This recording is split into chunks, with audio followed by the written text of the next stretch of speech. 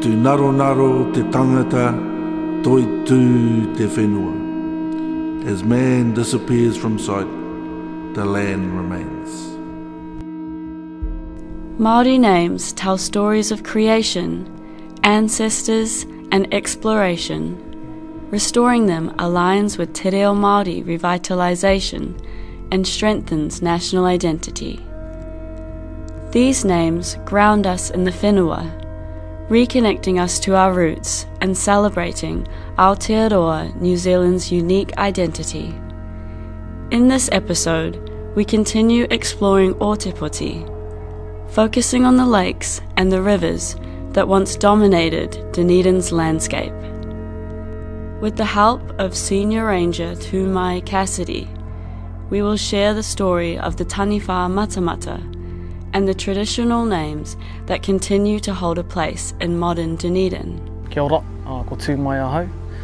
He uri tēnei no tākau, rā ko kai te rohiki hiki te hapu, ko waitaha, kāti māmoe, kai tahu whānui, oku iwi. Kia ora, I'm Tumai, from Ōtākau, and belong to the Ngaitahu tribe. So I sit on the trust that manages this property here, Te Nohoa ko Tukiawo, and I'm also a senior ranger for our Ōtākau Runaka Jobs for Nature project, Te Nukurua o Matamata, just helping to restore the lower Taiari catchment and the waterways tributaries. According to our history, Matamata is a taniwha. He was the kaitiaki, or the guardian, one of our ancestors, Te Raki Tauneke, who was a Kāti Māmoe chief. And once upon a time he lived on the mountain Maukatua, the big mountain behind me, with his people and with Matamata. And one day Te Raki Tauneke headed south to have a scrap with our cousins down in Murihiku, and he left Matamata behind. And so when Matamata awoke, he found that Te Raki Tauneke had left, and he wanted to be with him, and so he began to search across this landscape here in search of Te Raki Tauneke. And according to our history, Matamata was a great sort of like a lizard dragon, and so as he was crawling across the earth with his claws and with his tail, he carved out and created a lot of water features around here. And so the Ōtākau harbour, the creation of that harbour is attributed to the movements of Matamata and the twists and turns of the Taiari River, and also a number of waterways here in the lower Taiari, according to our history, are all carved out by Matamata as he was searching to reunite with Te Raki Tauneke. Matamata eventually gave up his search, and he rested where Mosgiel is today. There's a bit of a depression in that area in the earth known as Te Konika o Matamata. So he laid to rest, and his body was solidified and became a mountain, and that mountain is now known today as Saddle Hill. And so the two humps of that hill is the body of Matamata.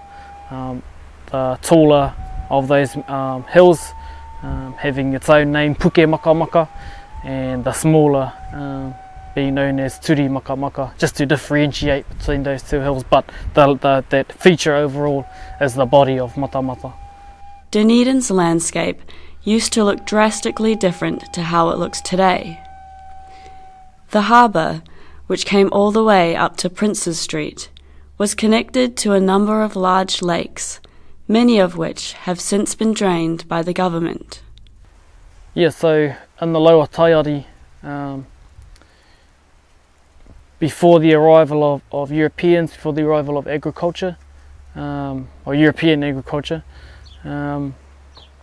you could paddle a canoe from Waihora, or known today as Waihola. You could paddle from Waihora all the way to pretty much where the Silver Stream passes Mosgiel. through a system of interconnected lakes, wetlands, streams and rivers. So there was about 5 key lakes, wetland areas. Out here there's 3, there's Waihora, Ōtepoti, which still exists today but are about 1/3 of the original size. However, on the southern end of the plains here, there was a 3rd lake called Tatawai.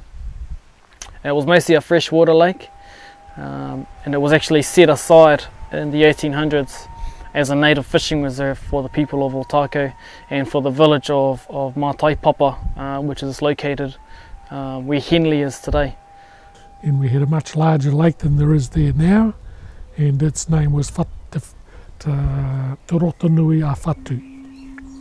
And from there he went on to Waihora, Waipauri, the lakes, one of them known Waihola today, but its correct name is Waihora, spread out water, and Ōtepoti because of the colour of that water coming out of that the forested hills interior there, the tannin in the water giving it that distinctive colour.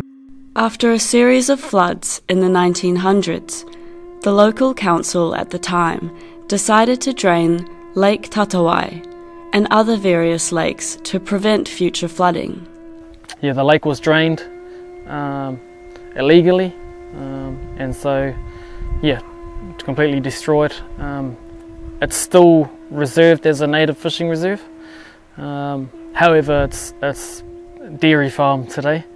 There was a number of other lakes, one of them being roughly where the Dunedin airport is situated, and that lake was known as Ka Waiwai o Teraki, and there was another lake just south of Mosgiel known as Waipōtaka, which is one of those waterways that was created, one of those lakes that was created by Matamata. Kaikorai is a name commonly used in Dunedin today, but the original spelling and pronunciation of the name is Kaikorai. The Kaikorai was named by the first person to arrive in Te Waipounamu. His name was Rākaihautu. He was the captain of the Uruao canoe.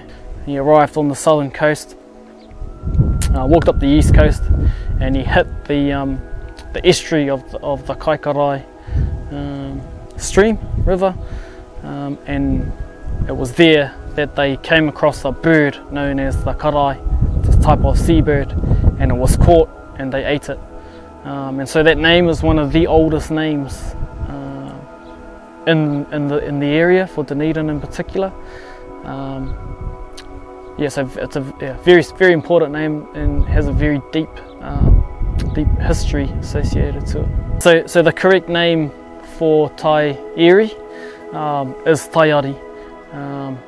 All throughout the history of my people, it's always been known as Taiari for the last 1,000 or so years. The very first Crown agent to arrive and map this district, he spelt it as Taiari.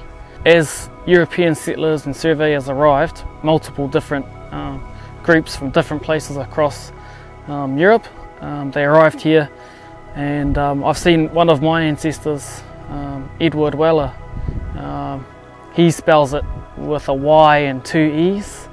I've seen the letters from different settler families, and they all spell it in different ways, which is and this is over a period of about 50 years.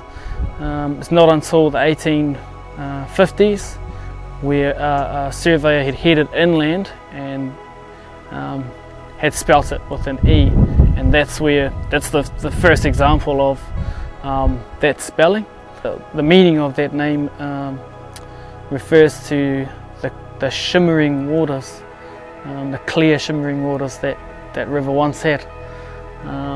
And in fact, the name Taieri is not the official name of the river, it's a recorded name. These rivers and lakes were vital mahinga kai for Māori, providing an abundance of food to the various Māori settlements, all strategically placed around the waterways. Ōwhio, Toitū and Ōpoho,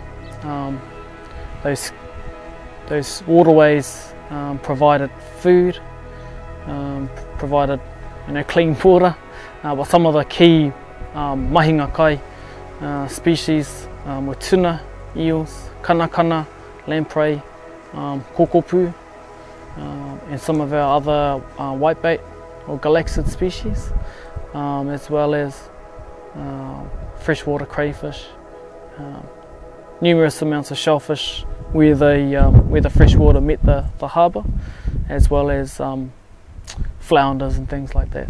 And there are a number of settlements set up across those areas or near those waterways in town. The land in which those creeks ran through was thick old growth forest, and so there was a lot of birds, bird hunting grounds in those areas. Kereru, kaka, kiwi, weka, but on the water, whio or blue duck, pārera, the other waterfowl species were also gathered and harvested in those years for many generations. I think for too long, some of our place names and our rivers, which we view as ancestors, we view as vital for our sustenance and well-being, but also our connection to those places. They've been degraded, the names have been degraded, and now what we see now is the health of those rivers and those waterways are being degraded. And so I think when it comes to when we think about restoring the health of our environment, for my people anyway, the first place is to restore the mana, or restore the authority and the power of the river itself. And for us, that power comes from our history, our narratives, and our place names. In our exploration of Ōtepoti's rivers and lakes, we uncovered just a peek of the stories and history associated with the old landscape of Dunedin. Tumai Cassidy, with his wealth of knowledge and connection to the land, shared the story of Matamata, whose legacy shaped the twists and turns of the Taiari River. Through his passed-on wisdom, we learned some of the original names around Dunedin. Some used today, and some holding on by a thread, reliant on kaitahu to preserve its memory. Despite the challenges, some of the waterways remain resilient, vital to the Ngaitahu people who view them as taonga. Recognizing their names and the significance they once had, we hope to grow an enthusiasm in protecting what is left of Dunedin's natural landscape. Join us next time as we continue our journey through Ōtepoti, bringing together the past, present and future in our quest for connection and understanding. We will explore the names tied to the Ōtako village, often referred to as the Kaik. Stay tuned and mā te wā.